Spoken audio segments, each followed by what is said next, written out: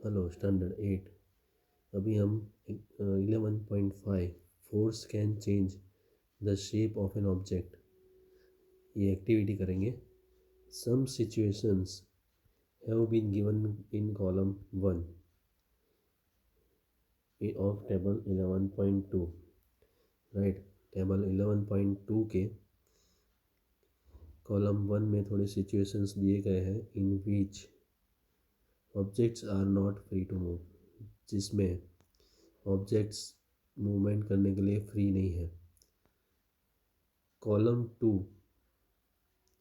of the table suggests the manner in which a force can be applied on each object.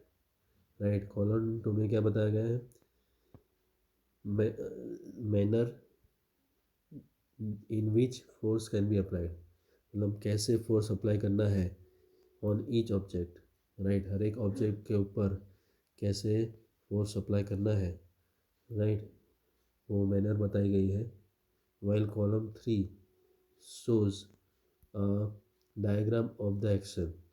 Right, column 3 में क्या बताया गया है कि कौन सी मैनर में, बराबर, मतलब उसका पिक्चर बताया गया है। Column 3 shows a diagram of the action. Right, action कैसी है वो पिक्चर में बताया गया है, बराबर, डायग्राम बताया गया है। Try to observe the effect of force in as many situations. Right, effect of force उसको ऑब्जर्व कर, तो इफेक्ट ऑफ फोर्स को ऑब्जर्व करने का ट्राई कीजिए, बराबर, बहुत सारी सिचुएशंस में एज पॉसिबल, जित पॉसिबल हो सके उतनी सारी सिचुएशंस में इफेक्ट ऑफ फोर्स ऑब्जर्व करने का ट्राई कीजिए। You can also add similar situations, आप भी ऐसी सिचुएशंस ऐड कर सकते हैं using available material from your environment. Right, आपके एनवायरनमेंट में से अवेलेबल मटेरियल यूज़ करके ऐसी सिमिलर सिचुएशंस ऐड कीजिए। Not your observations in column 4। Column 4 में अपना ऑब्जर्वेशंस नोट कीजिए in the table. Right, table के कॉलम 5 और 4 और 5 में अपना ऑब्जर्वेशंस नोट कीजिए। यहाँ टेबल में बताया गया है studying the effect of force on objects. Right, effect of force on object, उसका हम स्टडी कर रहे हैं, मतलब फोर्स ऑफ ऑब्जेक्ट हम लगा रहे हैं, उसका इफेक्ट जो होगा उसका study. Description of situation. Right, first column है, सिचुएशन क्या है उसका डिस्क्रिप्शन लिखा है। लंप ऑफ डफ ऑन अ प्लेट, बराबर, तो प्लेट के ऊपर एक लोड का गट्ठा है।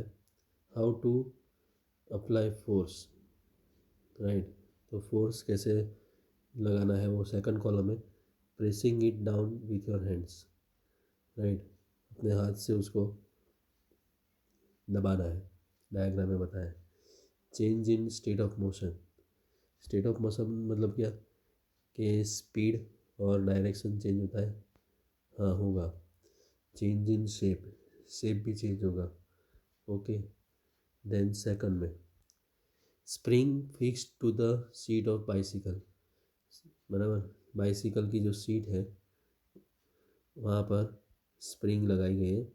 Bye sitting on the seat, तो सीट के ऊपर बैठेंगे तो स्टेट ऑफ मोशन, तो उसका स्पीड और डायरेक्शन चेंज होगा। यस, शेप भी चेंज होगा। हाँ, देन थर्ड में rubber band suspended from a hook. Right, nail fixed on wall. Right, तो वॉल के ऊपर क्या किया गया है,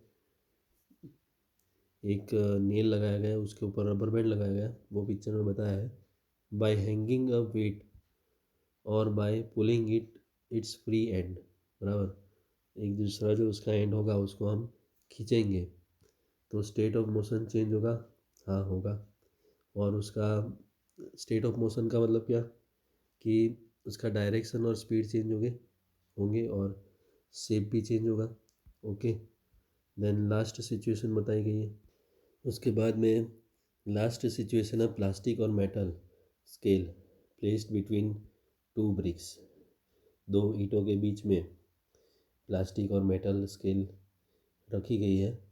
by putting a weight at the centre of the scale, scale के बीचों बीच में हम वेट रखेंगे तो स्टेट ऑफ मोशन चेंज होगा, right.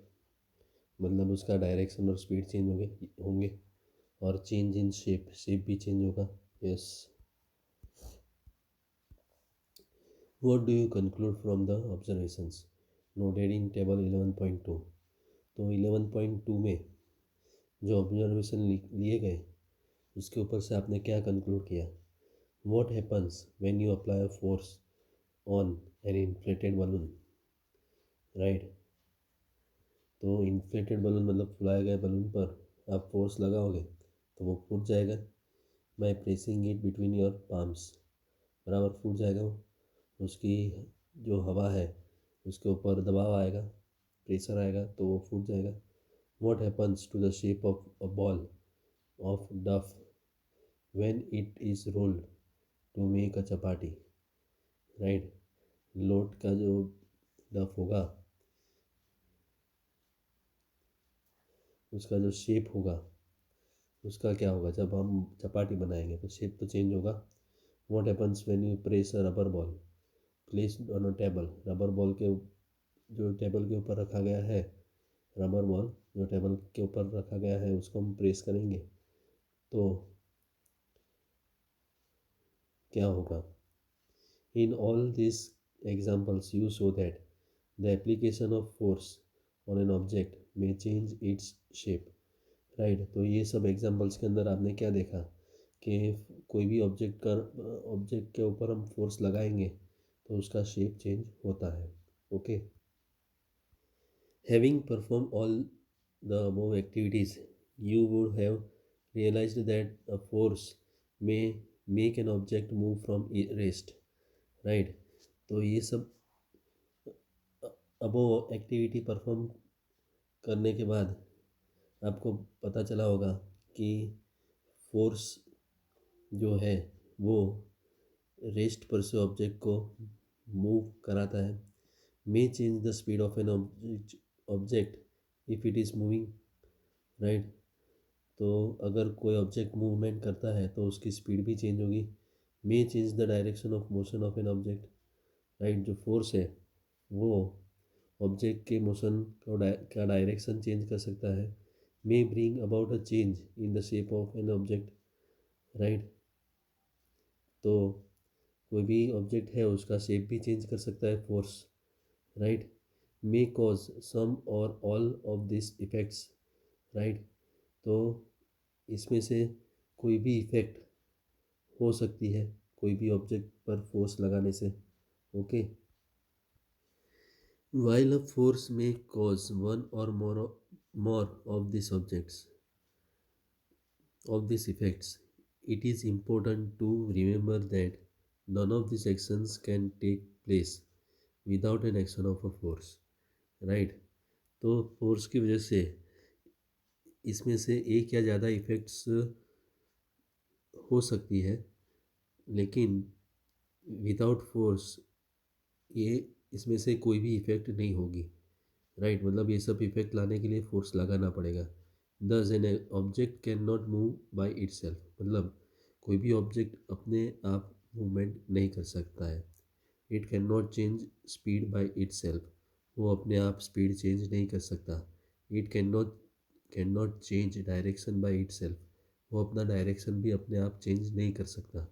And it shape can not be change by it self, और उसका शेप भी अपने आप चेंज नहीं हो सकता। मतलब ये सब चीज़ें करने के लिए फोर्स लगाना पड़ेगा, उसका डायरेक्शन चेंज करना हो, उसकी स्पीड कम करनी हो, बराबर। तो सब के लिए क्या करना पड़ेगा, हमें फोर्स लगाना पड़ेगा।